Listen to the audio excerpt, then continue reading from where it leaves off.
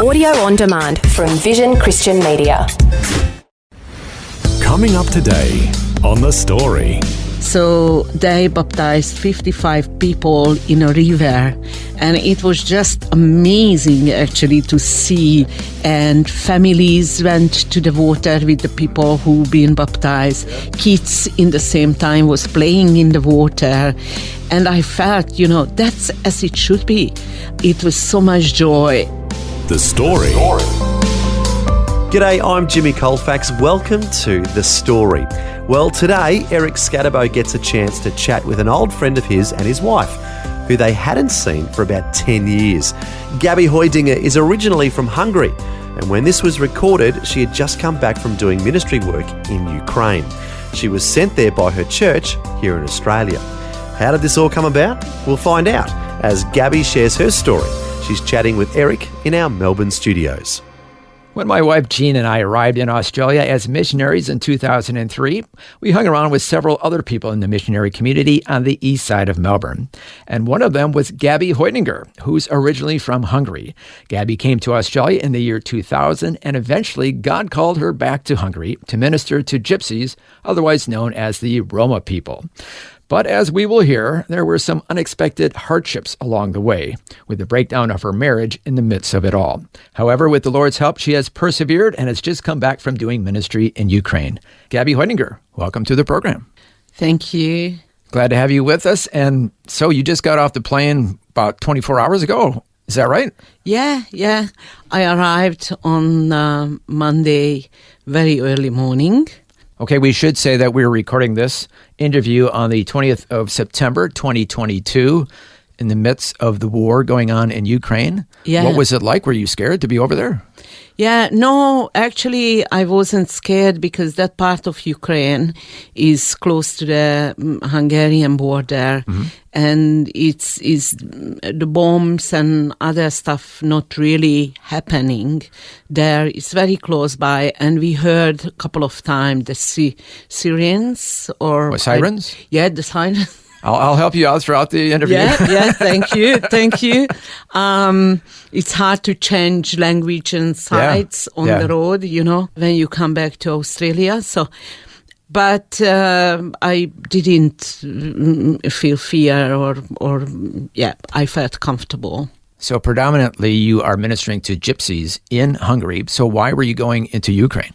Yeah, because actually my focus on Eastern Europe, wherever the Hungarian-speaking Gypsies lives, and one of the country around Hungary is Ukraine.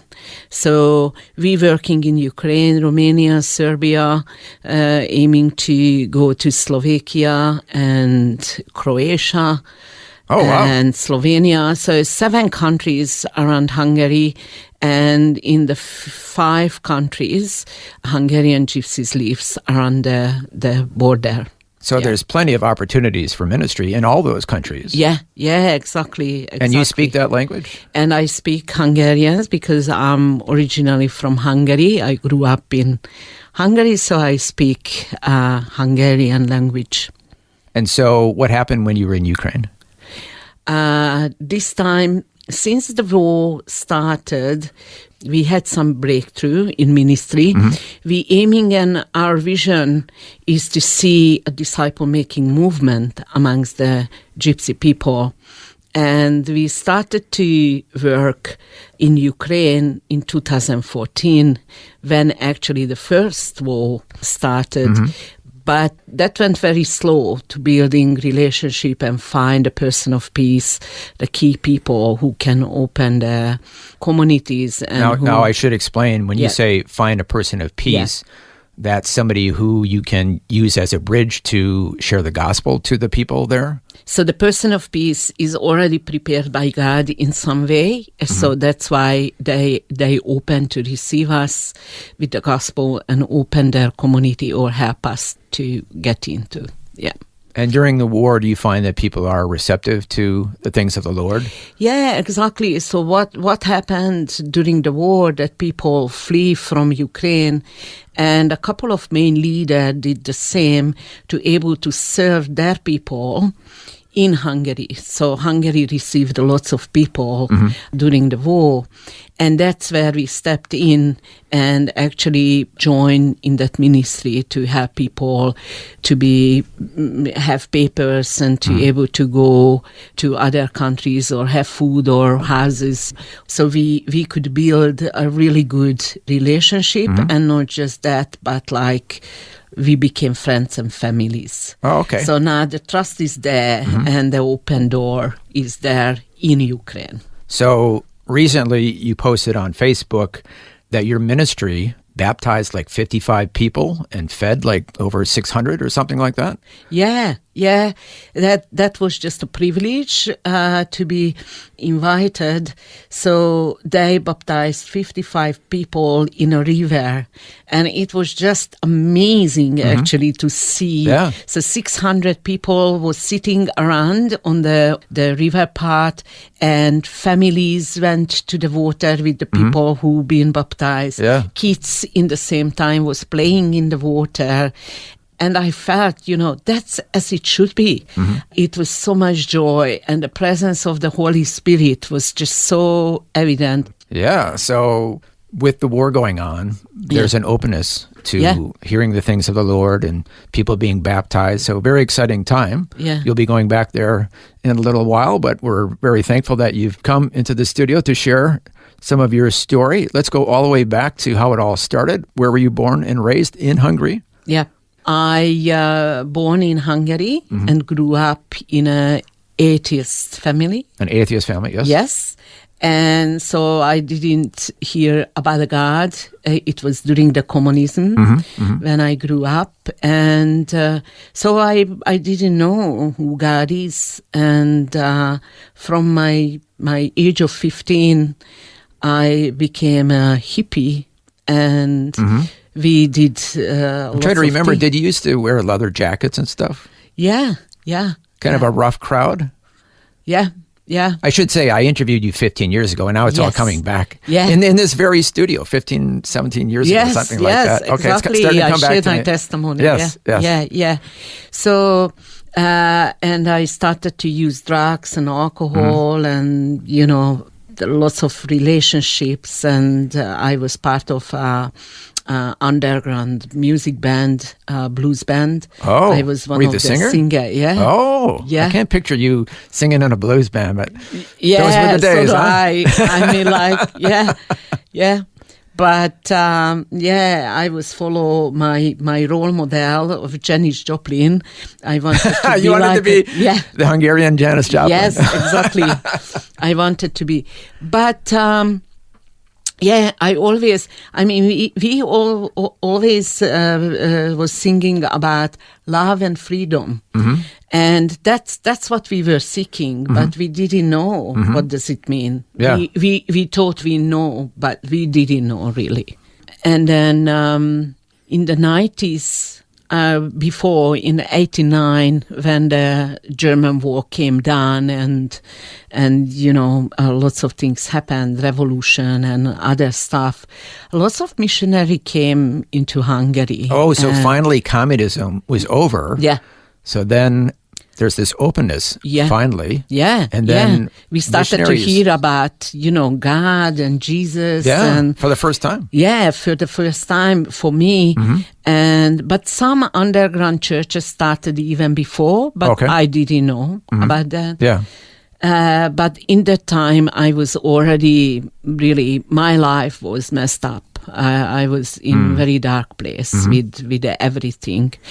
And I needed to help, but I was so proud that I even didn't recognize that I need help. I just didn't know. I was messed up. And then one time I came home, and I find a letter in my letterbox. And I was so excited because from my childhood, one of my favorite thing was to receive letters or postcards. And I got letters, and I went up to my room. I was in the 7th floor living with my grandma in Budapest, and then opened the letter. And the letter said, dear friend, I just wanted to let you know that God loves you. And God is your creator. And God has a special plan for your life. I always was thinking it's so unrighteous that, we born and then we die. And then what? I was like, what for? It has to be something more. Yeah. But I didn't know what is it. So I'm reading about, this God. And I said I just said to him, even I didn't believe that he exists, but I said, okay, God, if you are, then I don't know what to do. So obviously, tell me. You were seeking more. Yeah. You knew there had to be something more to life. Yeah. Than just living and then dying. Yeah. And you kind of called out to God, even though you didn't know if he existed or not? Exactly. So next day I went back to work, and in this time I worked in a pub, which was very convenient for me because I was drunk so heavily, drinking. And so you fit right into that whole scene at that time. Yeah, and using drugs. And so in the very early morning I came home and then opened my postbox and find another letter, but it was just a flyer. It was not on my name especially, but just a flyer. But you really liked getting that first letter because it had your name on it. Exactly. That was a big thing for you. So I didn't know where it's come from. And it was like part of the mystery of this, which made me think, it's just so spooky or something. Something is happening. But I didn't know. I didn't understand. Yeah. So this time I went up again. And then it was a flyer made by missionaries because they organized a children something for Easter. And then they had the Jesus and the sheep in his lap and children around him. And just this very simple flyer said, Jesus is the Son of God. And he came to the earth to die for your sin. And you don't need to do anything else, just asking him to come to your heart. And this point, I was like, what? How a person can come into your heart? I didn't really understand. That would sound weird to somebody who didn't know anything about God or the Bible. Yeah, exactly. And I was like, I was thinking is not something real happening or something, but I was like, so childish, Jesus with the kids and coming to my heart. And, I was pondering on that. And so were you disappointed? I was disappointed. Because you thought this was maybe something really cool. Yeah, something really good and helped me to connect with God. Yeah. But then I heard a voice. And the voice said to me, Gabby, just try it. You tried a lots of things in your life. Why wouldn't try it? And invite him into your heart. If he's coming, then it's good. And if he doesn't, if this is nothing, then no one see you. You wouldn't be shamed. Just try it. So suddenly, when I heard this voice, I just went on my knees. I don't know why. I didn't see this, didn't learn it. And then I just started to cry and ask him to come into my heart. And he did.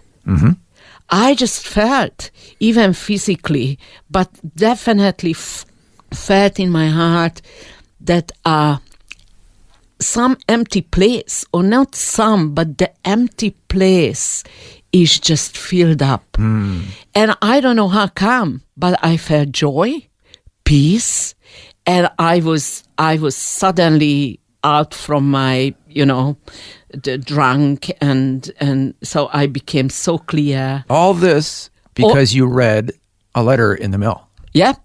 Wow. Yeah, exactly. How did they even get your name?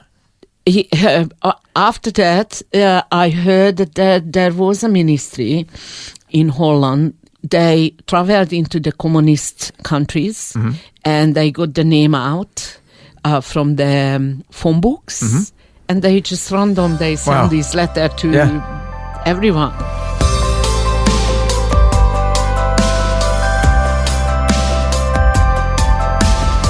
You're listening to The Story.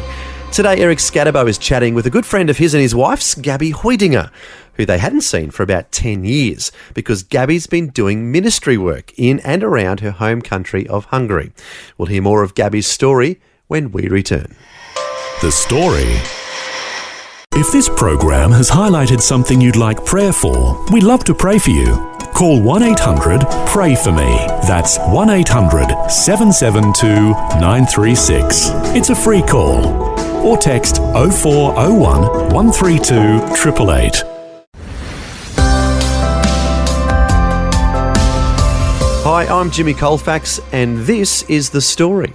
Our guest today is Gabby Haidinger, who's originally from Hungary and has been called by God to minister to Gypsies in Hungary, otherwise known as Roma people. Before the break, we heard the amazing way that God got her attention and she became a Christian after receiving a letter in the mail from a Christian group sharing the gospel. This is quite remarkable because, as we heard, Gabby grew up in an atheistic family in a communist country and had never even heard about God and Jesus. Now, we'll find out what happened next in her life as she continues her chat with Eric Scatterbo. So I was crying and crying on the floor, and then I went back to sleep. And next morning I woke up. And when you use drugs, that's so good when you use, but after that is so dark. You became depressed and you need to use more. And I was just like, woke up. And the joy and the peace was still in my heart, and I was just looking, so what's happening with me, or it will be gone, or what's happening? So I dressed up and went back to my workplace, and I was traveling on the bus. And on the bus, I heard a voice, "Oh, well, why do you really happy? Do you think that something has happened because you asked Jesus to move into your heart?" Oh, so it's kind of like the devil poo-pooing it like it wasn't really a real thing. Yeah, exactly. But then I heard the voice exactly what yesterday spoke to me. But now the voice was not from outside. It was from inside. So it said to me, "Don't be afraid. You are mine forever." So that's as it started, my Christian life. And after a week, they said to the pub, "It's probably you need to leave this workplace," because I told everybody, they need to stop drinking and follow Jesus. It wasn't good for business. Yeah, it was not good business anymore. Yeah. They asked you to leave. Yeah. Then where did you go? And after that. Yeah, how did you grow as a Christian? Yeah. So because I became, Christian in my room, all by yourself. One of my friend went to one of the underground church and invited me, and I became involved. I started to work with street kids because I felt everybody needs to hear about Jesus and follow Jesus. So very early I involved in ministry. Yeah. So you had a heart for helping street kids. Yeah, I had a heart for because a lot of ministry opportunity was in the church, but I felt, okay, in this church people are hearing the gospel, but what about those children or people who are not coming to church? We need to go there where they are and telling the gospel to them. Okay, so let's fast forward. How did you eventually come to Australia? Yeah. I married to a person who was Australian, Hungarian, but lived in Australia and came back to visit his mother because she was sick, and we met and married, and he really wanted to come back to Australia. So in 2000, we came back together to Australia. So suddenly, you're in a foreign country where you don't speak any English. Yeah. And you're living in Melbourne. Yeah. Or was it Brisbane at the time? First 2 years we lived in Brisbane. Okay. And then eventually you moved to Melbourne. Yeah. We met you at, my wife and I met you at the church we were attending at that time. Yeah. And I remember sometimes your English, you've had some challenges, let's just say that. One time you wanted to tell us about parrots that you saw, but I think you accidentally said you saw some carrots in the park flying around, and we didn't understand what you meant. Yeah. But we could hear your heart, I guess we could say. Yeah. It was actually so difficult because I couldn't speak any English, and even I never wanted to leave my country, my family, my church. Yeah. I was just so attached, all of it. But you remember that I told you that my role model was Janis Joplin. Oh, yeah. But after I met with Jesus, my role model was Mother Teresa. Oh, okay. So I Working with wanted the street to be people? missionary. Oh. But how can you be missionary to not want to leave your house and your country and your? I mean, you can be in your country, but that's the way it was. And learning English, I'm still learning actually, but learning English and to see the world and to be able to involve in mission. So you became involved with the missionary community on the east side of Melbourne. Yeah. And eventually became a missionary back to Hungary. Yeah, exactly. Which we struggled in those days because how does it look like, to be a missionary in your own country? And so but of course, you know the language. You don't have to have all these challenges like you have in English. And the queer culture. Yeah. But specifically for the sub-community in Hungary, the Gypsy people, otherwise known as the Roma people. Yeah. That's the minority in Hungary. So the Gypsy people, they are marginalized in Hungary, but that's the major minority. Kind of looked down upon. By the majority of the people majority, there. Yes. And so do they still move around and all that stuff? They don't really move around, maybe in Ireland or Spain. But in Eastern Europe, they had to settle down to able to receive education for the kids and health support and any other social securities or any other stuff. They had to settle there, and they did. And did you feel this was the place where you should be doing ministry? Yeah. God called me very clearly. Called back home to go back to the Gypsy people and tell them that God adopted them as his sons and daughters. So how did it go? Yeah, it went really well. We went back to do ministry and planting churches with YWAM. But then... Youth with a Mission? Youth with otherwise a Mission. known as YWAM? Yes, yep. Youth with a Mission. But then our marriage is broke down, unfortunately. That was really, really hard. So finally, I needed to come back to Australia, and I was just by myself, and I was not missionary anymore or anything.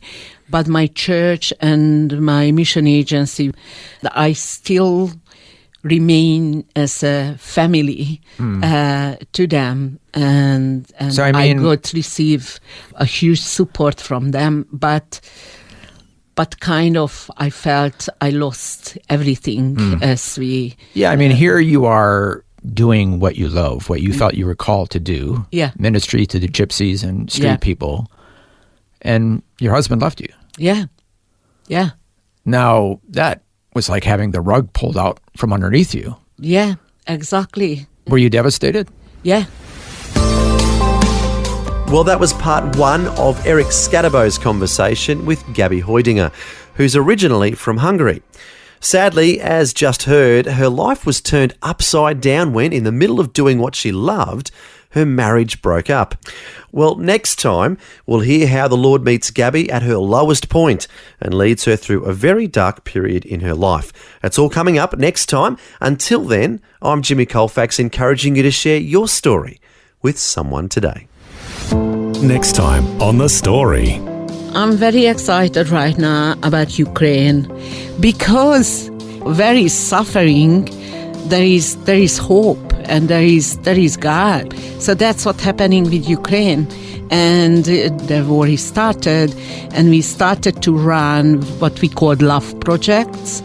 Gabby Haidinger from Hungary joins us once again to share more of her story and to tell us about what it was like doing ministry work in Ukraine.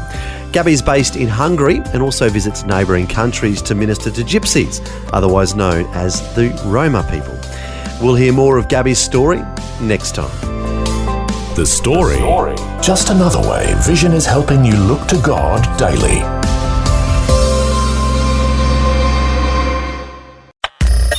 Thanks for taking time to listen to this audio on demand from Vision Christian Media. To find out more about us, go to vision.org.au.